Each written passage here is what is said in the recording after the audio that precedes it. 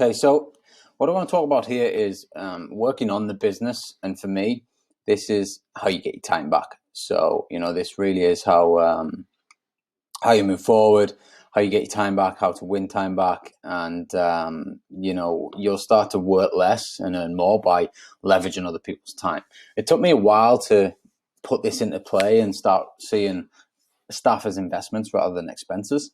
But once I did, you quickly move up this model here. So, the maximization model, basically you want to start. This is pretty much where you'll start. So this is actually for one of my property businesses, but the principles apply to every business. So at the bottom here, you basically wear all the hats. You do everything. If you're an entrepreneur, you will start the business off. You will do everything in the business. The problem with that is, there's only so much you can do by yourself. We've only got so many hours in a day, and obviously we want to be trying to work less and earn more, so we need to get that time back. At the beginning, we need to figure out what needs to be done. We need to generate the leads. We need to be doing the marketing. We need to be closing the sales and putting the processes in place to then deliver the product. But after we've figured all that out, we then want to start putting staff in place so that we can then multiply the effect. So, if you've got a good lead generation system, then how can we get a marketing team in to get more leads in? If you've got a good product that's selling, then how can we get more people selling that product? And then from that, you want to then start moving up towards this top level, which is basically where you work on the business. You don't work in the business. And you'll hear this a lot. And what does it really mean? Well, it means you're, constantly designing the business. You're constantly looking at new products. You're constantly leading your team to run an efficient operation. So the tasks that you don't want to do or don't like doing, somebody else is doing them, so your business still moves forward. If you remain as a sole entrepreneur, then the tasks that you don't want to do will just get put off. But some of those tasks might actually be really important to moving your business forward. So you've got to work through the scalability. Like you cannot have a huge organization. I don't know any businesses in the world that are worth multi-millions where there's just one person. Possibly some YouTubers, I guess. But most of businesses, I would say, that have a product that they offer out will have a team, and the team is what allows them to get to that higher level. And I didn't really realize this until I hit burnout. But then I figured it out at burnout. I was in hospital and with a split head and blah blah blah blah. And I was like, I need help. If I want to achieve my goals, I need help. So I started investing in people, and all of a sudden the results started to change, for the better. I was like, Jesus Christ, we're moving quick here. And then I realized the power of leverage and the power of using other people. If you get some good A players around you, then your business, it can scale quicker than you can ever imagine. So what you want to do is you want to start off here in the sort of the initial model. You want to be doing as much marketing as you possibly can. You want to be building your brand as much as you can, and you want to be getting your product out there. Okay. Next level is when you've successfully got recurring income coming in each month. You're consistent with your sales. You want to then start leveraging out and making get more salespeople in, and potentially get someone to run your marketing for you, and then they kind of take over what was already working.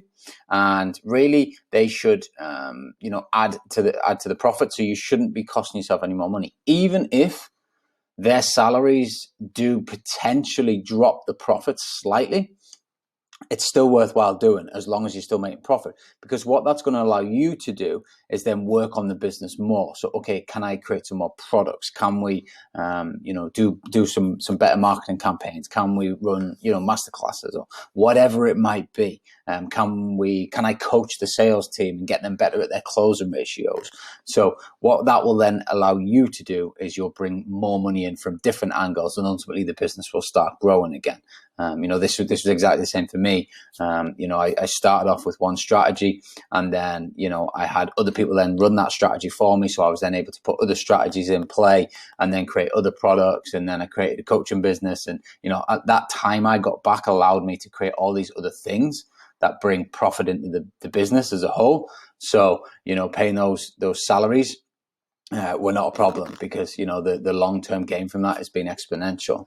Now, if you are like me, I have everybody in my business KPI focused, and they all have to generate money in some form or another. So everybody that works for me has to have a monetary performance based sort of KPI, and that's what we measure. So even my accountant, for example, their KPI is on saving me money, which actually makes me more profit. Constantly looking at ways to be more tax efficient, for example. Obviously, my sales guys are targeted on sales. My acquisition guys on the property side are targeted on acquiring property. My guest handlers who deal with the Airbnb properties, they are targeted on getting direct bookings, so we're not paying commissions to the channels. So every single person in the business has a goal and a target, and it's all financially linked to making more money for the business. So that then allows me to drive that business. I manage the KPIs.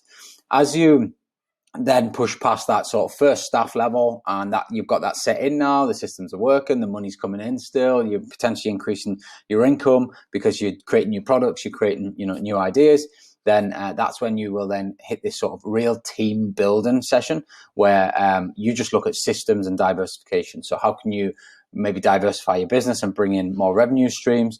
Remember that on average, a millionaire has 7 different revenue streams. So try and think about how can you make more revenue streams from your business. Ideally, stuff that complements what you're currently doing rather than, going off on a total tangent. But if that's not possible, then you may want to look at other businesses or other ideas that you can make work. And then it is just a simple case of systems, processes, and team, and just scaling that as quick as you can, because once you've got it working, it is just a rinse and repeat process. And then you just want to get people plugged into the right channels in your business and performance manage them. And then ultimately you sit at the top here where you literally just work on the business. I like to think I'm here now where, I spend a few hours a day during my morning. And if I then didn't work for the rest of the day, it will be absolutely fine. The business is still going to move forward because everybody else in the team knows what they're doing. They know what their targets are. It's all structured in a way. They've had the coaching, the training, they know what they're doing. And that business then just ticks, So I could technically take a 4-week holiday with my phone off, come back in 4 weeks and my businesses would still be intact. And that's a great place to be. And that is ultimately where you want to get to. So you've got to work through this model. And you have to start here. No one's going to start it for you, so you have to start here, and you've got to crunch the hours in, but crunch the focused hours in. We've talked about this already a lot in the Morning Success Secrets, and also in this program already. We've got to have focused time. It doesn't mean doing 10-15 hours. When I say crunch the hours in, I don't mean put more hours on your diary and do more. I mean, the hours that you've got scheduled, just have laser focused work, make sure it gets done, make sure you hit those core activities that move your business forward.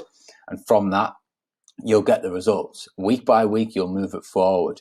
And, the compounding effect happens. And before you know it, you've got a, successful 7-figure business, and you're sitting at the top here, just leading and directing and creating more, always looking at, better business ideas, and, just, constantly thinking of better ways to bring more money in, better ways to run your current business. And then you implement that through the team. So you give the instructions to the team, and then they go and implement it. Quite often now I ask them, how should we do this? I might come up with the idea, I get them to take ownership of how we put it into play, and then I let them do it. That is another effective leadership quality, where you kind of, it's not a dictatorship, you're getting your team involved and you're allowing them to take ownership of creating something, and then that them creating that's going to work because you've come up with the idea, and they create it, they take ownership of it, and boy, do they run with it and make it work. So get people around you. Always be thinking big. Always be thinking, I need a squad. I need some A players around me to help me grow to this 7-figure, 8-figure businesses. And without them, it won't work. Wear all the hats at the beginning, but you want to get out of this stage as quick as you possibly can. You really do want to get out of this stage as quickly as you possibly can. So once you start getting a bit of consistent revenue coming in, and try and pay yourself as little as you can in the early days. I really, even to this day, I still keep it very tight. Just pay yourself as little as you can and reinvest everything you can back into the business, and then that allows you to grow a lot quicker. And then you'll hit the point where you can buy the nice things, have the nice things, do whatever you want. But by keeping it tight at the beginning, and only reinvesting in sort of assets that are going to make more money, and I am a firm believer that you should always try and have a product that earns you money while you sleep. So for me, obviously, I've got my property. Property earns me money while I sleep. We've got many coaching, training programs a bit like this one. They can be bought at any time of the day, and people can go in and engage in them, and they can get the value from them. So always try and think that way and try and have a product that way. It's not always possible. I get that for all businesses, but if you can create that, then that is the ultimate business model in my mind, because if you can earn money while you sleep, then that's a great place to be. It also means you can go away from the business and it should work, even if you are at this lower level. But if you can't, then you want to push yourself up this top level, and you need to get to here as quick as you possibly can. And in terms of the property monetary terms, 0 to 2.5 grand a month coming in, you're in this level. 2.5 to 5 grand a month, you've stepped into the level where you've got you're in it full time. You might have even been doing this part time around another job. You're in it full time, and you're starting to get a bit of help through some virtual assistants. And then once you're hitting 5 to 15K coming in, you're diversifying your team building, you're building your systems out, you're bringing new strategies on board. And then 15 to 50K is, you should just be operating as a CEO, and you should just be leading the business going forward. So have a think about this. Have a think about what needs to go in your diary each week to make sure that you are, getting through these models, working towards this model, and you will be successful if you put this in play and you stick to it.